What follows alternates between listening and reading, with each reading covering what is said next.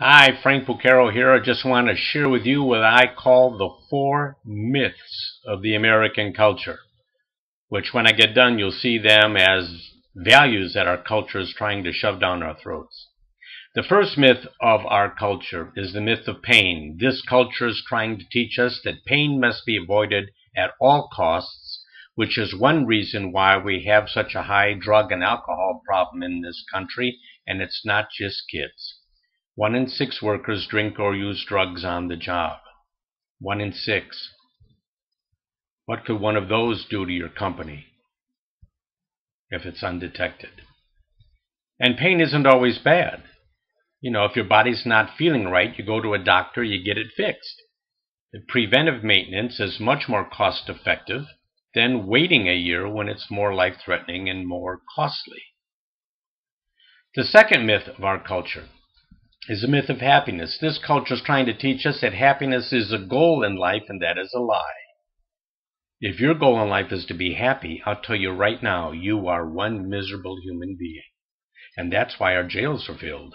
They all wanted to be happy. But I like what Will Rogers once said, the early 20th century philosopher, American philosopher. He said, if you want to be happy, you just got to do 3 things. Know what you're doing, believe in what you do, and love what you do, and you will be happy. And then he says, success then is a journey, not an end result. The third myth of our culture is the myth of money and materialism. Here's the danger of our culture. Our culture is trying to lead us to believe that our self-esteem is solely wrapped up in how much money we make, and that is a lie. That is a lie. Here's the definition of self-esteem I use. Self-esteem is my perception of myself in relationship to the world, not the world's perception of me. If someone doesn't like you for who and what you are, who's got the problem? They do. Let them own it. But let's assume for just a minute that that definition of self-esteem being tied up with a paycheck is true. And we have 14 million unemployed workers in this country. What if they all believed that my self-worth is solely wrapped up in me having a paycheck? What psychological issues, self-esteem issues, among others, are they really dealing with besides the economic?